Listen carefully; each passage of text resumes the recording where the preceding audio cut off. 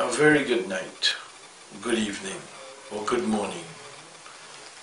The salutations will suit any time that you choose or you have been able to log on to this blog. I'm in a somber mood today. This is blog 4, and there is so much that has happened in this last week. I don't know if I have enough time to deal with it, but I want to focus my attention on a few specific issues. I want to open this discussion today reflecting on the landslide victory of the PNM in Tobago. All of the factors that were overviewed could not have predicted this to be the outcome. Be as it may, that's the outcome. No opposition in the House of Assembly.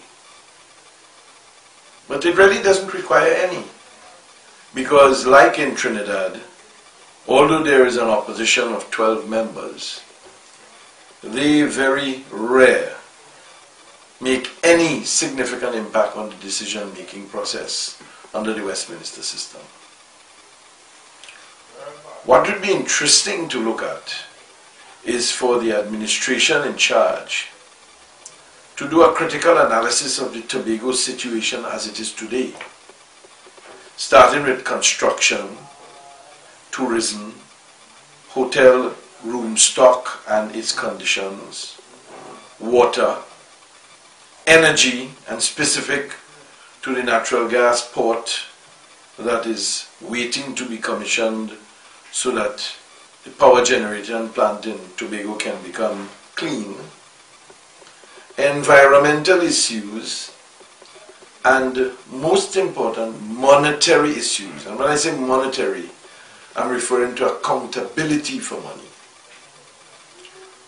It will be interesting also to look at correlation of projects and failures and look at it in a mirrored-like manner to that of Trinidad. So if one was to look at maybe two of the biggest blunders in Tobago would be the hospital, and the second would have been the arts complex.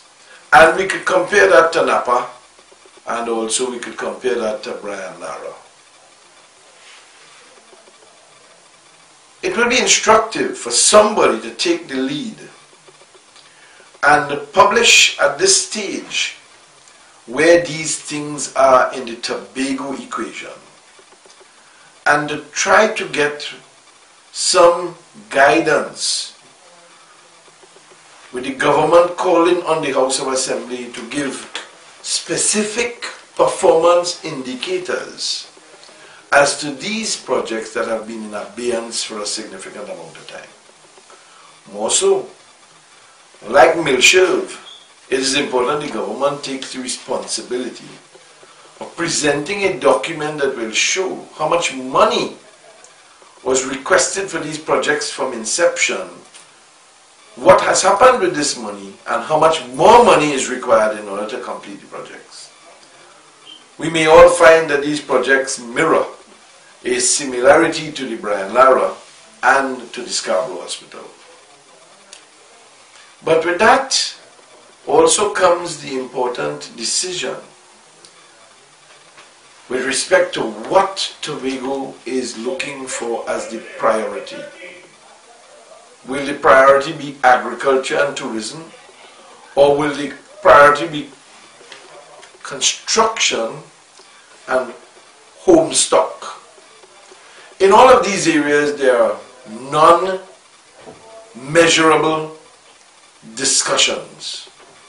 There's a lot of non-empirical supporting information, and that doesn't augur well for a small island. We have to wait another 4 years for a repeat of this. Mr. London has already indicated that this is his final time in the chair, and we are looking on to see what will happen with the TOPS leader Ashwood Jack. albeit that he has pontificated and told the country that he used his own innate capability, using the land, to generate the revenue which resulted in him owning a significant property in Tobago. Will we ever know whether there was influence from Trinidad in that particular construction? Other than what they say, we really would not be in a position of having any kind of truth. And the truth would really lie with those who are informed about what is taking place.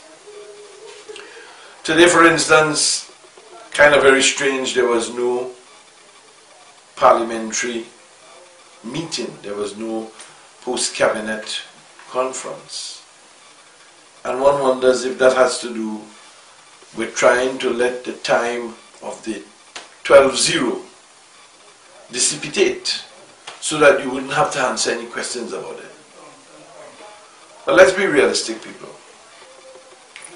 Is the Tobago issue of this elections in the House of Assembly any indication as to the merit or demerit of the government's performance? Or is it one that just found itself because of a circumstance of time and because of a hereditary of a people in an island that has grown accustomed to a particular type of lifestyle?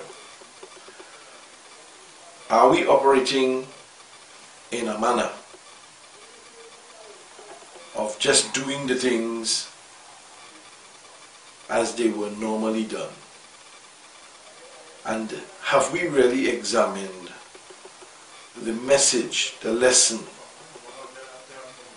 that has been given to those who have just come out of that election? I'm not aware, and I'm not certain. But what I could see on the horizon is a level of non-harmony coming into the politics of Tobago. And it may very well be from within, meaning within the own rank and file of the PNM. Discontent, especially if there are people inside of there whom would have liked to be one of the administrative executives responsible for running or doing things in Tobago, and they were sidelined. There's not much more I want to share with you today or for this week, except to say that we'll have to watch now and see how the Prime Minister deals with some of the commitments made that was pro-Ashwood Jack, to see whether she'll follow through with a pro-Anslim London. That is a whole issue that is yet to be found, and it's a matter of time only to see if there will be any discord between the central government and the administrators of the House of Assembly, who do not belong to the same political influence or alliance. As I say goodbye to you, I ask, how much money you think they spent in Tobago? And did it serve the purpose? Or did it create further discord? Because now, the people who are responsible for the finance will not be able to get House of Assembly support. So are we going to see them calling on central government to do their part? Reciprocity. That's where I want to leave it for this week. Say to you, be safe. Carnival is around the corner, 3 weeks away. and lots of problems possible. But just be on your P's and Q's. See you next week. And as I always say, don't do the things that you wouldn't like other people